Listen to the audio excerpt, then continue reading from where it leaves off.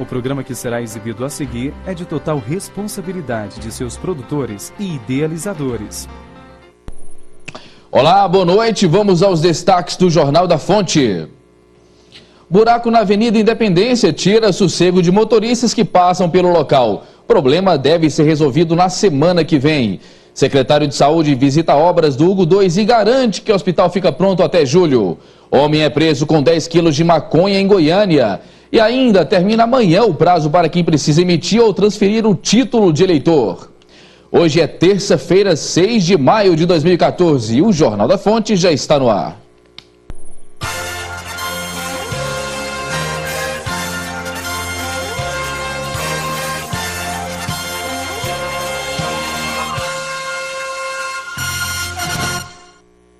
O secretário estadual de saúde, Alim Girardi, e o presidente da Getop, Jaime Rincon, visitaram hoje as obras do Hugo 2.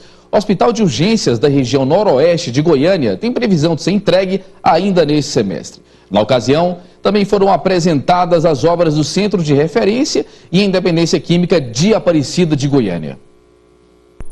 Localizado no setor Santos Dumont, às margens da GO 070, o Hospital de Urgências da região noroeste, Hugo 2, tem sido uma das obras mais aguardadas em Goiânia. Administrada pelo governo estadual, a construção da unidade é prevista para este primeiro semestre do ano, conforme confirmou o presidente da Agência Goiana de Transportes e Obras Públicas, a Getop, Jaime Rincon, depois de uma visita técnica realizada na manhã desta terça-feira. Nós estamos com o cronograma em dia. Dependemos ainda de alguns detalhes técnicos, mas no que concerne a parte de obra civil, será entregue ainda no primeiro semestre. O secretário estadual de saúde, Alim Girardi, também acompanhou o andamento da construção. De acordo com este, tão logo a obra seja entregue, será possível iniciar a atendimento. Assim que ele for inaugurado, ele já pode começar imediatamente, gradativamente funcionar. No Hugo 2, será possível a internação de até 485 pessoas, 80 dessas vagas existentes sendo para unidade de terapia intensiva.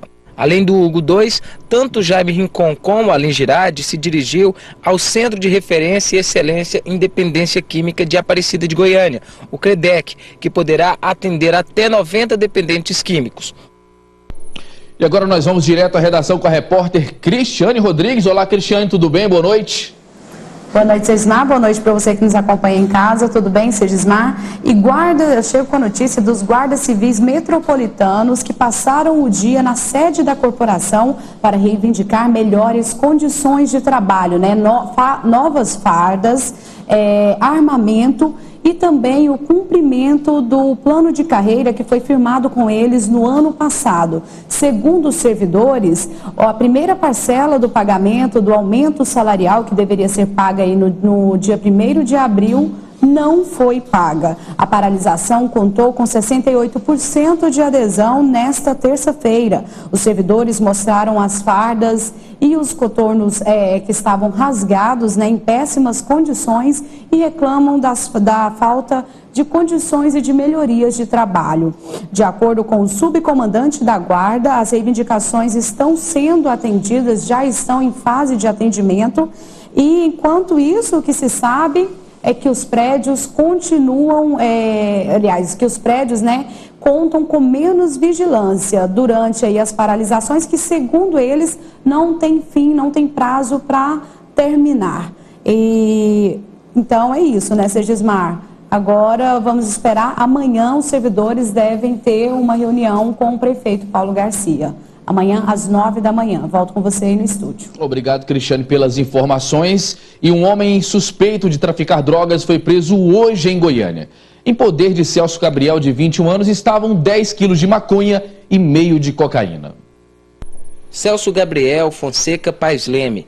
O sobrenome é de artista, mas na verdade se trata de um jovem de 21 anos que caiu nas mãos da polícia pela terceira vez, sendo esta última por tráfico, atuando ele na região do Conjunto Estrela do Sul, em Aparecida de Goiânia. No momento que chegou um carregamento para ele, era para vir, no caso, 50 quilos, mas na casa nós tínhamos certeza que já estavam acondicionados 10 quilos de maconha e uma quantidade de cocaína. e nós não quisemos esperar outro carregamento chegar, nós fizemos a prisão dele, até por causa da periculosidade que ele estava gerando ali para toda aquela comunidade. De acordo com o delegado, a esposa e a filha de Celso eram orientadas a avisá-lo sobre a aproximação da polícia. Como vendia droga até certas horas da madrugada, dormia até meio-dia, 1h da tarde. E no momento que a viatura passava da polícia militar, ou uma outra viatura identificada por eles, a criancinha chegava aí na residência e falava que os homens tinham passado por pai dele. Apanhado com os 10 quilos de maconha e meio quilo de cocaína, Celso Gabriel confirma atuar como traficante, mas nega que tenha inserido sua filha nas ações criminosas. Minha filha tem nada a ver com isso, não. Minha filha tem 3 anos, como que minha filha vai saber de alguma coisa? Você não envolve sua filha nisso, não? Não, você tá louco, moço? Se eu envolver minha filha nisso, eu sou safado. Termina amanhã uma campanha promovida pela Câmara de Dirigentes Lojistas de Goiânia que tem como objetivo fazer com que os consumidores que estão endividados possam renegociar suas dívidas com condições especiais. E para falar sobre esse assunto, eu converso agora com o superintendente executivo da CDL Goiânia, Marco Antônio Milhas. Superintendente, boa noite, obrigado por estar conosco. Boa noite, Gismar, é um prazer, sempre que possível, estar aqui com vocês. Pois é, nós estamos no segundo e penúltimo dia dessa campanha, superintendente. Os resultados são positivos?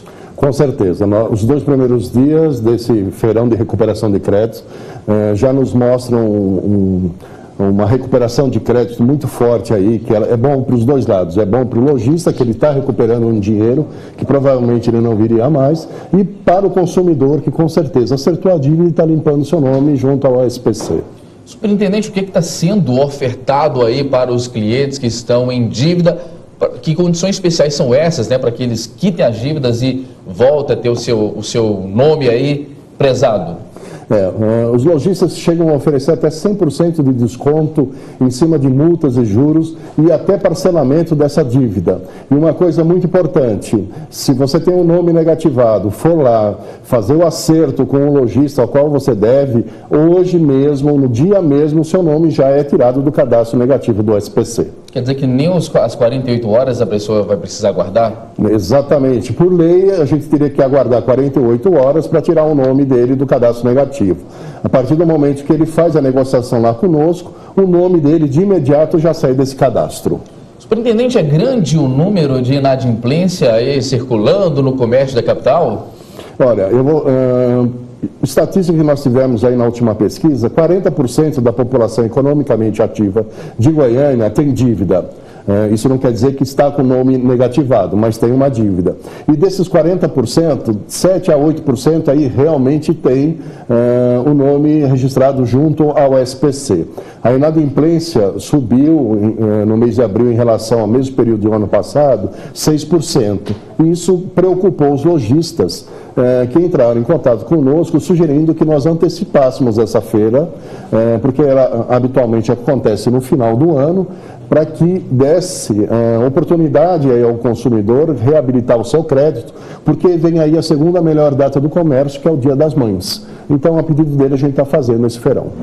Pode ser que tenhamos uma segunda edição da feira e mais para o final do ano, superintendente? Olha, a gente estuda a probabilidade, se realmente o comércio, né, os lojistas precisarem, com certeza a CDL fará essa segunda-feira.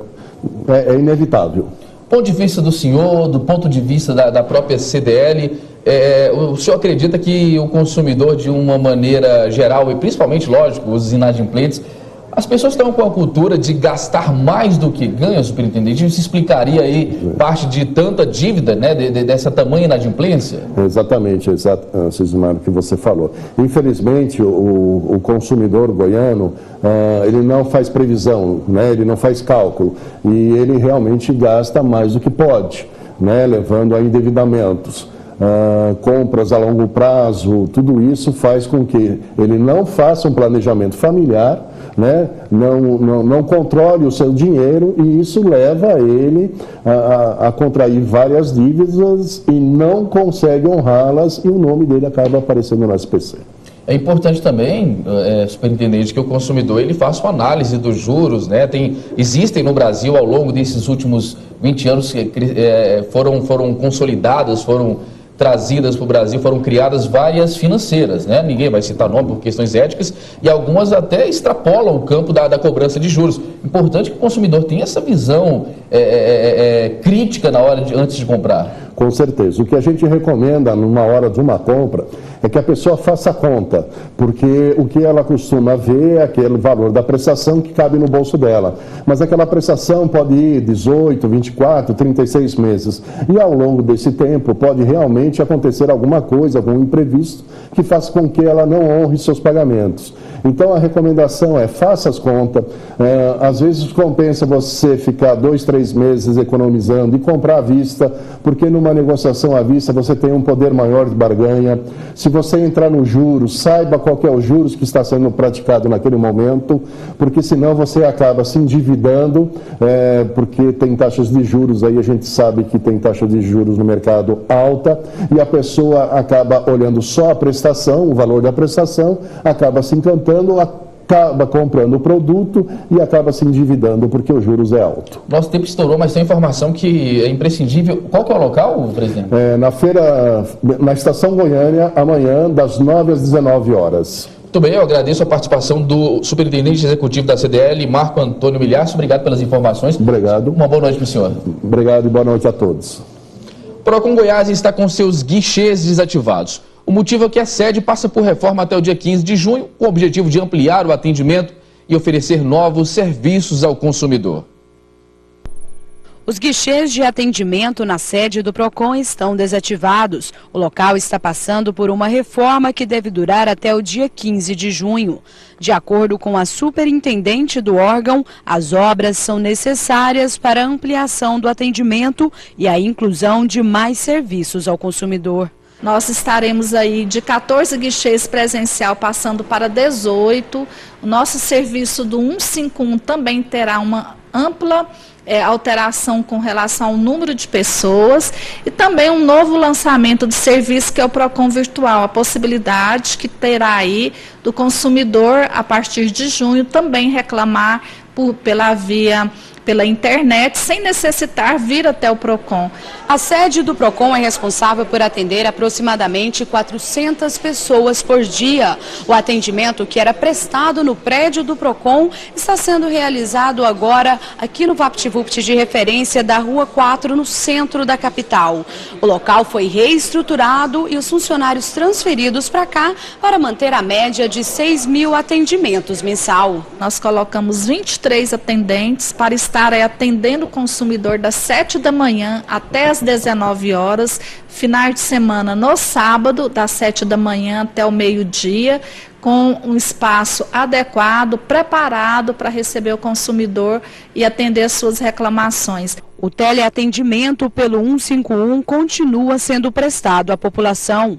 O consumidor também pode ter acesso aos serviços do órgão no site procon.go.gov.br.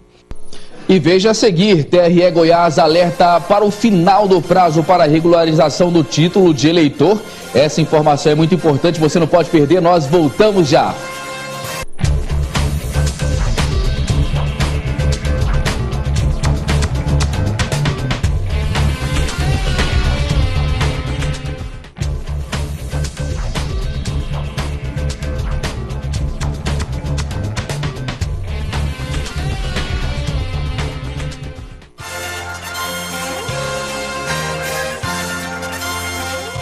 Estamos de volta com o Jornal da Fonte e a exposição agropecuária de Goiânia deste ano começa na sexta-feira da semana que vem. Mas o esquema de segurança da festa já foi definido. Está previsto o aumento de 30% no efetivo policial que vai trabalhar durante o evento. 9 portais com detectores de metais e câmeras de alta resolução serão as novidades de incremento da Secretaria de Segurança Pública em parceria com a organização da festa. 1.426 policiais distribuídos durante a festa. Nós vamos dar uma atenção mais especial naqueles dias de shows de cantores mais renomados, que com certeza terá um público maior. Então nós iremos reforçar tanto na parte interna quanto na parte externa. Com os portais será possível evitar que alguém entre no parque de exposições armado. Já para os policiais que não estiverem de serviço, a orientação é que não vá à festa armado. Todas essas medidas visam evitar, por exemplo, casos como o do estudante Luan Vitor, de 20 anos, que morreu no ano passado com um tiro no peito, disparado por um policial civil durante um show na pecuária. A recomendação é para que os policiais realmente não adentrem armados para a festa e para que nós possamos realmente levar segurança à população. A Polícia Civil estará com agentes, escrivães e delegados de plantão na pecuária. E o Corpo de Bombeiros, além de prestar socorro, irá fiscalizar o funcionamento das 4 boates e bares da pecuária. Esses estabelecimentos eles têm que ter aparelhos de prevenção de combate a incêndio, como extintores, tem que se adequar contra saídas de emergência, escadas. Todos esses detalhes serão exigidos pelo Corpo de Bombeiros para que não tenhamos nenhuma intercorrência. Nos dias da festa, o Juizado da Infância e Juventude irá verificar a entrada de menores na pecuária, que só pode acontecer com pais ou responsáveis. Além disso, a Secretaria Municipal de Trânsito irá, a partir desta semana, realizar a fiscalização e mudanças no trânsito da região. Teremos agentes de trânsito em todas as esquinas, principalmente naquelas onde haverão as mudanças e barreiras físicas para que veículos não entrem nos locais não permitidos. E o trabalho será muito mais de orientação, de bom senso e de paciência por parte dos agentes de trânsito, que basicamente fiscalização. Fiscalização apenas onde a sinalização ela já existe, como em semáforos, proibição de proibido parar e estacionar nos cruzamentos. E agora o assunto é direito do trabalhador. A grande concorrência no mercado de trabalho e a falta de informações por parte do empresário pode ter como consequências processos judiciais contra as empresas. Mas até que ponto um colaborador de uma empresa pode exercer outras funções sem infringir as leis trabalhistas? Para nos ajudar a entender a diferença de acúmulo de função para desvio de função, nós conversamos agora com o advogado trabalhista Rafael Lara Martins. Então, Rafael, seja bem-vindo ao Jornal da Fonte mais uma vez. Boa noite. Boa noite, muito obrigado. Pois é, o que a consolidação das leis do trabalho, a CLT, a Justiça do Trabalho diz sobre a questão da diferença de desvio e acúmulo de função? O acúmulo de função é quando um trabalhador está acumulando mais funções do que aquelas para as quais ele foi contratado. Enquanto o desvio de função é quando ele não está exercendo as suas funções pelas quais ele foi contratado, está exercendo uma função diferente. Só que nós temos que fazer uma separação nisso com muito cuidado. O que acontece? Regra geral, em qualquer trabalhador, numa situação normal, a pessoa é contratada para trabalhar um determinado número de horas na empresa. Você é contratado para trabalhar das 8 às 18 e dentro daquele horário, dentro das suas aptidões técnicas, você tem que executar todas as atividades que a empresa tiver necessidade. A pessoa não pode dizer, não, eu fui contratada para ser secretária e não vou servir o café. Eu fui contratada para servir o café, eu não vou atender o telefone. Não existe isso. As coisas elas são um pouco mais ajustadas dentro da empresa. Diferente de duas situações. Uma situação de uma empresa que tenha um plano de cargos, salários rígido, aí que você diz onde cada função exerce, cada trabalhador exerce determinadas funções e tem a descrição daquele cargo, onde aquele cargo é dito o que faz, o que deixa de fazer. Nessas situações, sim, é muito comum enxergar desvio e acúmulo de função. E, finalmente, nas profissões regulamentadas.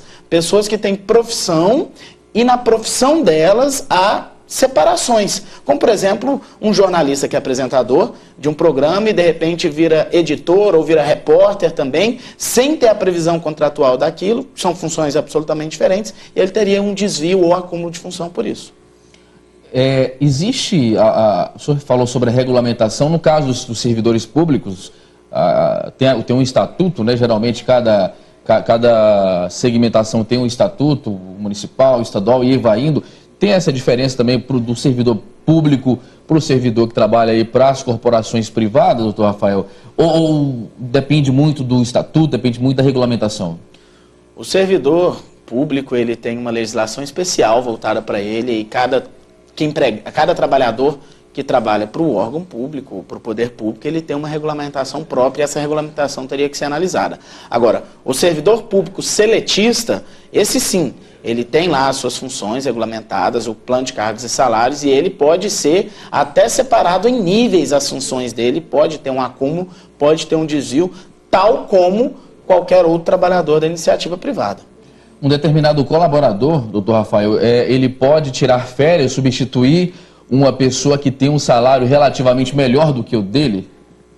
Pode sim, não tem problema nenhum. Esse trabalhador que substitui alguém durante as férias, substitui aí pelo prazo de 30 dias a função daquele outro, ele tem direito ao que chamamos de salário em substituição, que é o salário daquele trabalhador que está afastado pelos 30 dias que ele substituiu aquele empregado. Não significa que ele tenha direito à equiparação salarial ou manter aquela remuneração depois que ele volta para a função dele. Uma boa pergunta, a questão da equiparação salarial. Se numa empresa existe um determinado segmento lá trabalhista e tem pessoas que fazem a mesma função na carteira, está registrada com a mesma função, pode ter algum tipo de diferença salarial, doutor Rafael? A regra geral é que salários iguais e funções iguais, que funções iguais têm que ter salários iguais. Ou seja, um trabalhador que está fazendo a mesma coisa que o outro, eles têm direito à mesma remuneração. E aí não importa nem o que está escrito na carteira. Porque se a carteira diz que um auxiliar 1, outro é auxiliar 2 e não tem um plano de cargos e salários, se na prática fazem a mesma coisa, eles teriam direito a essa equiparação. Mas essa regra tem várias exceções. Entre elas, por exemplo, diferença de produtividade e qualidade técnica. Se eles fazem a mesma coisa, mas tem um que faz melhor, quem faz melhor pode ganhar mais. Tem um que faz uma quantidade maior, ele pode ganhar mais. Assim como pessoas que têm mais de 2 anos de diferença, eles não têm direito a equiparar o salário. Voltando àquela questão das férias, doutor Rafael, caso um colaborador substitua as funções de um outro que tem uma função maior na hierarquia da empresa, e as responsabilidades quanto maior a hierarquia geralmente são maiores, esse colaborador, se ele fizer algo de incorreto, não estamos falando de algo ilícito, mas se ele cometer algum erro, ele pode ser penalizado pela empresa, já que ele estava prestando um favor para essa empresa? Na verdade, o trabalhador ele não está prestando um favor, ele está executando o seu trabalho. Mas não é o dele. E se ele é convidado a substituir um colega e é devidamente remunerado por isso e adquire aquela nova função, o trabalhador está também adquirindo experiência. Sobre ele ser punido ou não por algo errado, nós temos que avaliar se ele tinha uma capacidade técnica e um treinamento para executar aquilo ou não. Se ele está executando uma atividade sem um treinamento adequado, evidentemente ele não vai ser punido porque ele praticou algum erro. Agora, se ele está executando uma atividade que não demandava um treinamento específico, é possível, mesmo que a função original dele não seja esse, porque o trabalhador não faz favor para a empresa, o trabalhador presta um serviço para o qual ela foi contratada, sendo que para esse ele deve ser contratado, observar a sua aptidão técnica ou o treinamento necessário. Bom, muito bem, são questões polêmicas, nós agradecemos a participação do advogado Rafael Lara Martins, falando sobre questões voltadas à área trabalhista. Muito obrigado pelas informações. Boa noite para o senhor. Muito obrigado, eu agradeço. Uma boa noite para todos. E deve demorar pelo menos 10 dias o conserto do asfalto no cruzamento da Avenida Oeste com a Independência no setor aeroporto em Goiânia. Um defeito na galeria de águas das chuvas fez com que um enorme buraco se abrisse na via. Havia um buraco no meio do caminho. E que buraco! Desde a última sexta-feira, comerciantes e motoristas enfrentam transtornos por causa de uma cratera que se abriu na Avenida Independência, esquina com a Avenida Oeste, no setor aeroporto, por causa de uma infiltração na junta da tubulação pluvial. Os comerciantes do local reclamam da queda nas vendas e da demora nas obras. Todo mundo aqui não tem espaço, mas os clientes... Então a gente vai perder muito com isso aí. Então a gente quer uma posição das autoridades, ver se resolve isso aí o mais rápido possível pra gente. Os transtornos são imensos, porque o acesso dificultou demais, então o cliente para chegar aqui é muito difícil, não tem que entrar pela contramão. Além de que a sujeira também está demais, muita poeira, muito barro. Além dos transtornos comuns, os motoristas que precisam passar pelo local reclamam da falta de sinalização informando da obra. Precisaria de, antes de começar qualquer tipo de obra, avisar, né? Aqui em Goiânia já a gente fazendo o tráfego normal sem nenhuma interdição já não está fácil. Imagina você, se tiver uma mudança desse jeito que vocês estão falando, eu estou sendo pego de surpresa. É difícil, né? Porque tem que passar e tem que esperar, às vezes o sinal não abre, congestiona, mas como é que faz? Tem que arrumar, né? Se não parar para arrumar, como é que faz? Tem que ter paciência. Atrapalha demais, mano. A gente tá com pressa e fica enrolando aí. Olha, é um constrangimento porque o trânsito já tá muito sufocado, né? Em horário de pico, então, fica pior ainda. As máquinas e os operários trabalham no local a todo vapor. E segundo a Secretaria Municipal de Obras, a pista deve estar pronta e ser liberada em até 20 dias.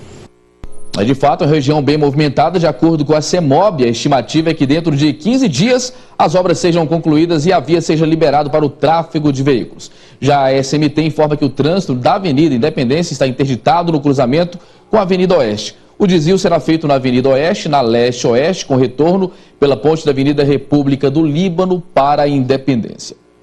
Municípios goianos vão participar de um evento que é delícia pura. Estamos falando do Circuito Gastronômico, uma iniciativa que promove festivais de comida em cidades do interior.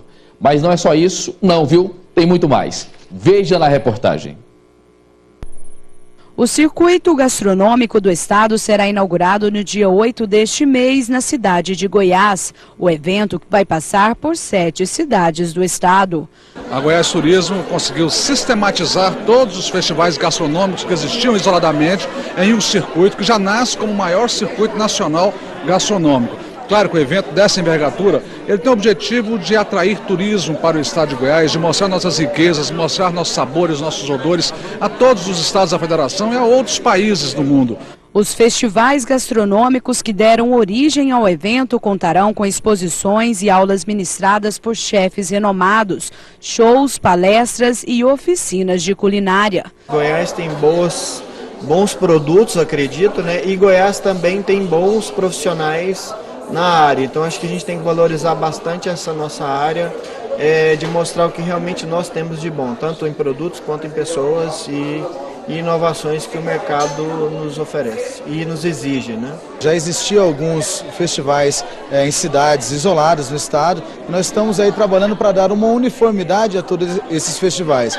Com isso, nós vamos ganhar na promoção do estado como um todo e criando aí a expectativa de um evento após o outro. Né? Realmente é uma grife que está se criando com o Circuito Gastronômico Goiás e que ele possa realmente trazer como principal objetivo a qualificação de todas as cidades onde o circuito passar. E atenção para essa informação, termina amanhã o prazo para quem precisa emitir ou transferir o título de eleitor. A procura, que há uns 20 dias era pequena, agora se transformou em uma longa fila. A fila na central de atendimento ao eleitor da Avenida Anhanguera, no centro da capital, estava chegando na esquina da quadra Natal.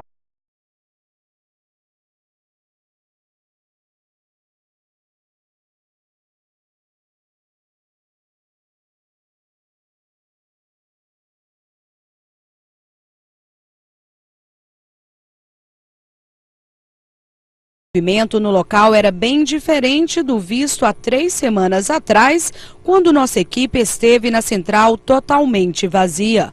Este analista do TRE conta que a procura para a regularização do título começou esta semana, há 2 dias para o fim do prazo. A população, mais uma vez, deixa para os últimos minutos, né?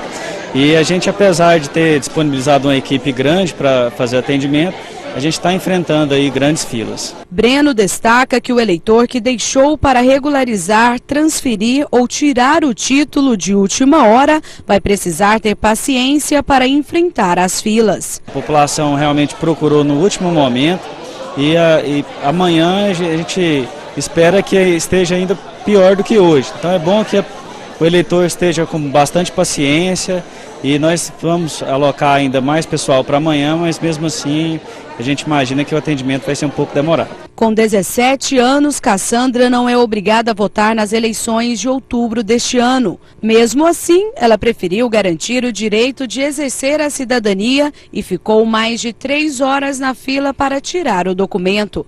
Ela afirma que veio preparada para a demora. Quero votar e também é obrigatório em algumas universidades, algumas faculdades, para fazer a matrícula.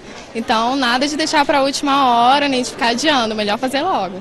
A analista da Corregedoria do Tribunal Regional Eleitoral lembra que o eleitor que não regularizar o título será impedido de votar nas próximas eleições, entre outras complicações futuras. Ele não pode votar em primeiro lugar, né?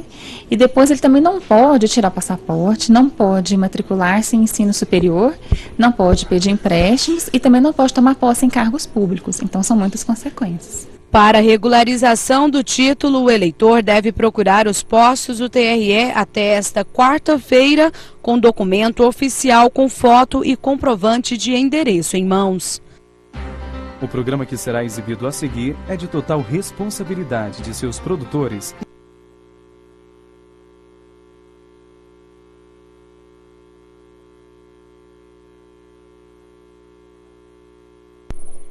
Bom, só lembrando com relação a essa matéria que nós acabamos de ver, que este prazo que nós vimos na matéria não serve para quem não fez o recadastramento biométrico. Quem não fez esse procedimento não poderá votar nessas eleições e a regularização será possível somente no futuro, quando o TRE abrir novo procedimento para poder realizar esse recadastramento. E o Jornal da Fonte vai ficando por aqui. Mais notícias você confere amanhã, ao 12h45, no Jornal Goiás Alerta. Na sequência, você fica com o Luiz Duarte e toda a sua equipe na marca do pênalti. Duarte, temos aí, estamos próximos à convocação oficial da seleção. Será que o Filipão vem com surpresa? Boa noite.